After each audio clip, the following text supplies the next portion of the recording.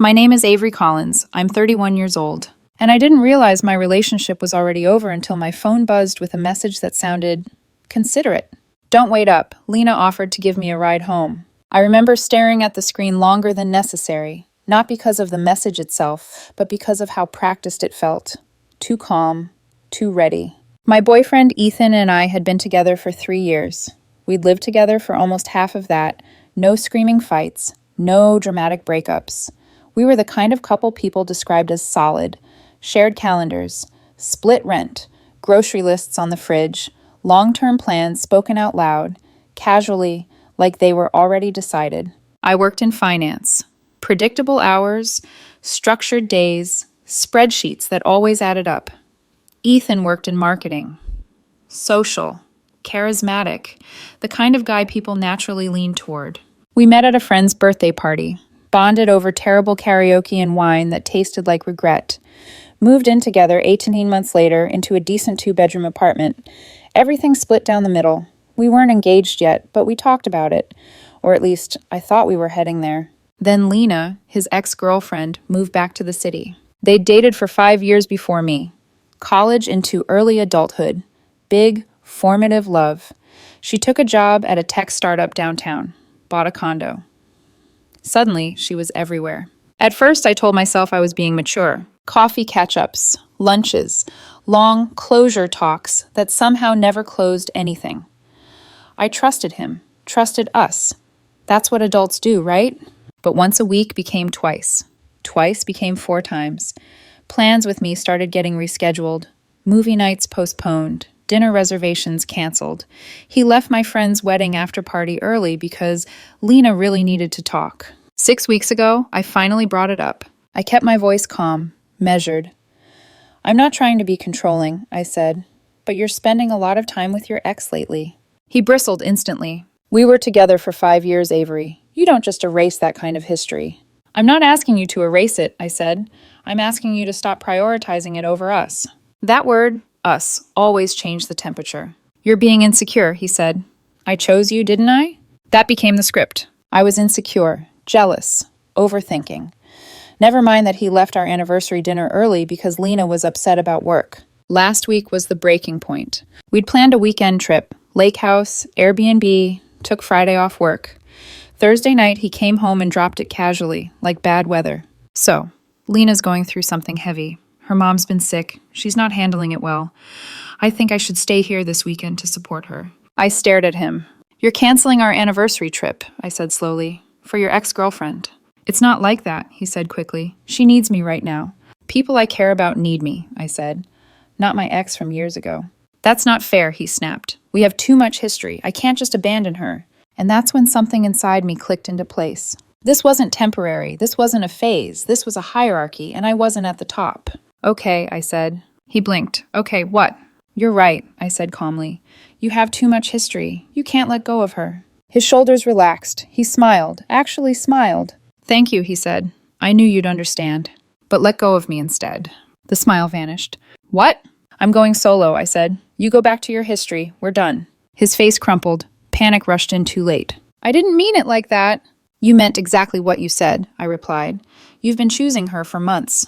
He cried, apologized, promised everything. I didn't engage. I went into the bedroom, closed the door, and sat on the bed breathing for 20 minutes. That was 5 days ago. He's been sleeping on the couch. I've been sleeping in the bedroom, and the relationship ended in a conversation that took less than 4 minutes. The apartment felt different once the decision had been spoken out loud.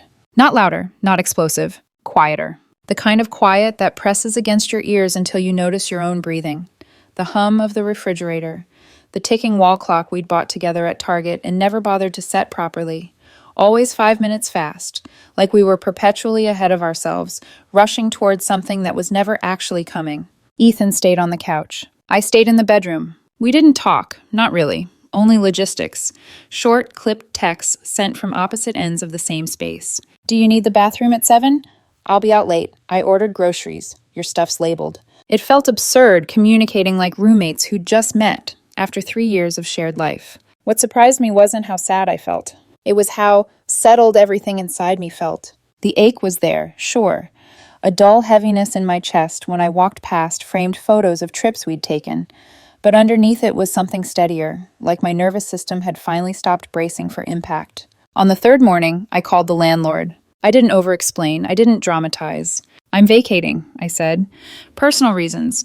Lease is up in 2 months, but I'm moving early. He sighed, like he'd heard this story before. As long as rent's covered, I don't care who stays, he said. One of you, both of you, neither. Just don't leave the place trashed. I hung up and stared at the wall for a long moment. Then I started looking for studios. Smaller, cheaper, across town. Somewhere neutral. No shared memories. No ghosts of arguments lingering in the corners. I found one by lunch. Signed the paperwork digitally. Deposit paid. Move-in date. Saturday.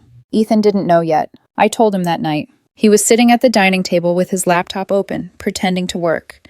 The same way he'd pretended nothing was wrong for months. We need to talk, I said. He closed the laptop too fast. Hope flashed across his face. Yeah, he said. I've been thinking too. About us. About how we fix this. I'm moving out, I said. Found a place. I'm signing the lease this weekend. The color drained from his face. You're what? I talked to the landlord, I said calmly. As long as rent's covered, he doesn't care who stays. You can't just leave, he said, standing up. We live here. I lived here, I corrected. I can't afford this place alone, he said. His voice cracked. You know that. Then find a roommate, I replied, or a cheaper place. His eyes narrowed. So that's it? You're uprooting everything because I wanted to help a friend? Your ex, I said, not a friend. I didn't choose her over you. I didn't argue. I reached into my phone, opened my calendar, and turned the screen toward him. Anniversary trip, I said, canceled for her. My coworker's wedding after party. Date night. Movie night. Dinner reservations, you left early. His shoulders sagged. Okay, he muttered. Do you see it now? I asked quietly. He didn't answer. You ended this, he said finally. 3 years, Avery. Over this. No, I said. You ended it when you told me you couldn't let go of her. I'm just making it official. He tried a different tactic then. Softer. Tearful. Please, he said. I love you. Only you. I'll stop seeing her. I'll block her. Whatever you need. I shook my head. I don't want you to choose me because I forced you to, I said. That's not love. That's leverage. That's not fair. What's not fair, I replied, is building a life with someone who's still emotionally tethered to someone else. His phone buzzed on the table. His mother. He didn't answer. She left a voicemail. I heard it later when I was folding clothes. I raised you better than this. Your girlfriend called me in tears. You're abandoning her over a misunderstanding. Call me back. I deleted it without listening again. The next morning, my friend Mark came over to help me pack. Ethan was in the kitchen, eyes red, hands shaking around a coffee mug. You're really doing this? He asked. Yes. This is cruel, he said. You know I don't have anywhere to go. Mark didn't even look up from the box he was taping shut. Didn't you tell her last week you couldn't let go of your ex because of your history? He asked mildly. How's that working out for you? Ethan glared. This is between us. He's helping me pack, I said. He's exactly where he needs to be. We boxed my life up piece by piece. Every trip out of the bedroom came with commentary. You're overreacting. You'll regret this. She was just there for me during a hard time. Around noon, his best friend showed up. They disappeared into the bedroom. I heard crying through the walls. 20 minutes later, she came out alone. Can we talk? She asked. Not really. She made mistakes, she said gently. But you're being harsh. I'm not kicking him out, I replied. I'm leaving. You know he can't afford this place alone. Then he'll have to make choices, I said.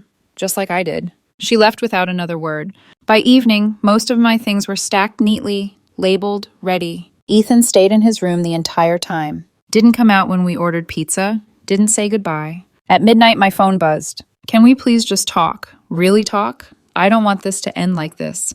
I stared at the message for a long moment before replying. It already ended. We're just handling logistics now. Saturday was moving day, and it was about to get much worse. Moving day started too early and somehow still felt late. 8 a.m., a gray morning, low clouds, the kind of weather that presses everything flat. Mark pulled up with the truck. 2 other friends followed behind him.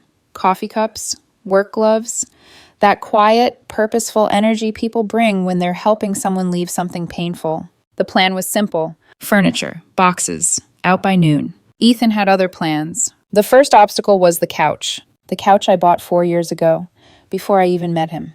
Brown fabric, slightly saggy cushions, but familiar in the way only things you've lived on can be. When Mark and I lifted one end, Ethan stepped in front of us.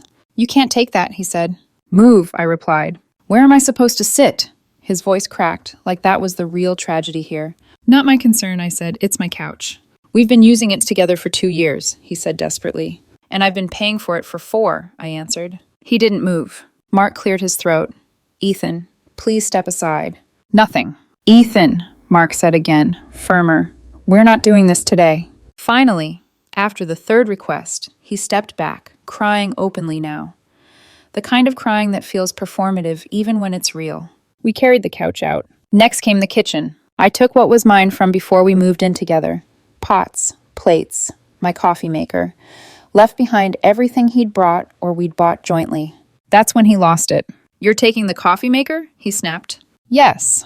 What am I supposed to use?" "The French press," I said, "or buy a new one." "This is petty." "It's a coffee maker I bought with my money before I met you," I replied. "This isn't emotional, it's factual." At 10 a.m., his mother arrived. Perfect timing. She came in like a storm system, loud, offended, already angry. "What is going on here?" she demanded. "You can't just take everything." "I'm taking my things," I said evenly. "He keeps his." "That couch is half his," she said. "It's fully mine," I replied. "I have the receipt if you want to see it." She stepped closer. Too close. "You are being absolutely horrible to my son," she said. "He's been nothing but good to you." Mark stepped between us instantly. "Ma'am," he said calmly, "you need to back up. Don't tell me what to do in my son's home." "It's not his home," Mark said. "It's Avery's. She's on the lease. He's not. And we're leaving in 30 minutes. His mother made a strangled sound and rushed to comfort him instead. More crying, more accusations. We kept loading. And then, because of course it happened, she showed up. Lena. She knocked like she belonged there. Ethan ran to the door. "Hey," she said softly, stepping inside. "I heard what was happening. I just wanted to be here for you." For a moment, no one spoke. The picture was so clear it almost felt staged. "You called her?" I asked. He didn't answer. I looked at Lena. "Why are you here?" She shifted awkwardly. "Ethan said he needed support during a really hard time." I nodded slowly. "So you're here," I said, "to comfort my ex-boyfriend while I move out of the apartment we shared because he chose you over me repeatedly." "That's not fair," Ethan said quickly. Lena glanced between us. "It's not like that. We're just friends." "Cool," I said. "Then stay out of the way." We finished loading at 11:30. I did one final walkthrough, took photos, time-stamped, clean counters, no damage. As I headed for the door, Ethan tried one last time. "Please," he said, "can we talk one last time?" "We've talked," I replied. "You made your choice." "I chose wrong," he said, voice breaking. "I see that now." Lena put a hand on his shoulder. "Maybe give her some space," she murmured. "You can talk later." I looked at her hand, then at his face, then at his mother hovering behind them. "Good luck with all this," I said, and I left. The door closed behind me with a finality that echoed down the hallway. I didn't cry. I just felt done. The studio was small. One room, one bathroom, a kitchenette that barely deserved the name, but it was quiet in a way I hadn't felt in months. No tension humming under the floorboards, no waiting for plans to get canceled, no bracing myself every time a phone buzzed. I slept better that first night than I had in weeks. The next morning, I unpacked slowly, placed my couch against the far wall, set up my coffee maker on the counter, opened the blinds, and let sunlight in like it belonged there. My phone stayed face down most of the day. By evening, curiosity won. 3 missed calls, 12 texts. From Ethan. "Please tell me where you are. We need to talk. You can't just disappear like this. Your name is still on the lease. You're legally responsible." That last one made my stomach tighten, not with fear, but irritation. I called the landlord immediately. "I gave written notice," I said. "I've moved out." "You're clear," he confirmed. "Rent's his responsibility now. If he can't pay, that's on him." I hung up and felt something loosen in my chest. I blocked Ethan's number. 2 days later, the landlord called again. "He hasn't paid rent," he said. "I'm starting eviction proceedings if I don't hear from him by the end of the week." "I don't know where he is," I replied. "I'm out of it." He sighed. "Fair enough." That night, Ethan emailed me from an account I barely recognized. "I'm panicking. I need help with rent just this once, please." I stared at the screen for a long time before replying. "No." His response came instantly. "Are you serious? I'm about to be homeless. You should have thought about that before you decided you couldn't let go of your ex." "This is cruel. I thought you cared about me." "I did," I typed. "Then you showed me your priorities." I blocked the email. Week 3, I heard through a mutual friend. He'd moved back in with his parents. The apartment had already been listed again. The landlord kept his security deposit to cover unpaid rent. Lena apparently had needed space. Week 4, I ran into her at the grocery store. Produce section. Bananas between us like a bad metaphor. She froze when she saw me. "Oh," she said. Hey. There was an awkward pause. "I didn't mean for things to blow up like that," she said. "I never wanted him back like that. I just didn't want to feel alone." I almost laughed. "I know," I said. She frowned. "You do?" "He was always showing up when you called," I said. "Didn't matter what we had planned." She swallowed. "I told him last week I needed distance. It's gotten intense." "Sounds familiar," I replied. She nodded, embarrassed. "I get why you left." I wished her luck and walked away lighter than I expected. Peace does that. 6 weeks after I moved out, the noise finally stopped. No more unknown numbers lighting up my phone. No more forwarded voicemails from his mother. No more long, emotional messages sent at midnight, carefully crafted to make me doubt myself. Just quiet. The good kind. The kind where you wake up and don't immediately feel behind on someone else's expectations. A letter showed up one afternoon, forwarded from the old apartment. 3 handwritten pages.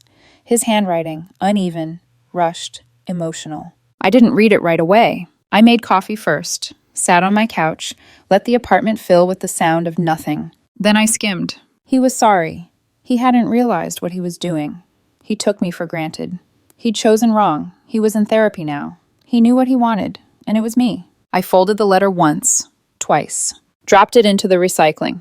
Mark asked me later if that felt harsh. Honestly, I said, no. Because here's the thing no one likes to admit out loud. If you have to compete with someone's past, you've already lost. I didn't lose him to Lena in some dramatic, romantic way. I lost him to indecision, to emotional laziness, to the comfort of keeping one foot in yesterday while pretending to build a future. I wasn't willing to live like that. A couple of weeks after the move, I met someone new. Nothing dramatic, no sparks flying across the room. We met at a coffee shop when both of us reached for the same sleeve of lids and laughed about it. His name was Jonah. He was a teacher, calm, present, the kind of man who listens without waiting for his turn to talk. When he said he'd meet me at 7 o'clock, he showed up at 7 o'clock. Wild concept. On our second date, he asked about my last relationship. I gave him the short version. My boyfriend couldn't let go of his ex, I said. So I let go of him. Jonah nodded, like that told him everything he needed to know. Good, he said. Life's too short to be someone's backup plan. Exactly. As for Ethan, last I heard, he was still living with his parents. Lena had started seeing someone else, not seriously, just enough to make it clear she wasn't waiting around. According to a mutual friend, that sent him into a spiral. Cryptic social media posts about loyalty, about people who give up too easily, about knowing your worth. The irony didn't escape me. Someone asked if I regretted how I handled things, if I could have stayed, tried harder, fought for us. Maybe, but I shouldn't have had to fight to be chosen. The fact that it was even a question whether I came before his history was the answer. I didn't lose a relationship. I put down a weight I'd been carrying for months without realizing it. Now it's just me, my studio apartment, my coffee maker, and a sense of peace that doesn't ask me to compromise myself to keep it. That's enough.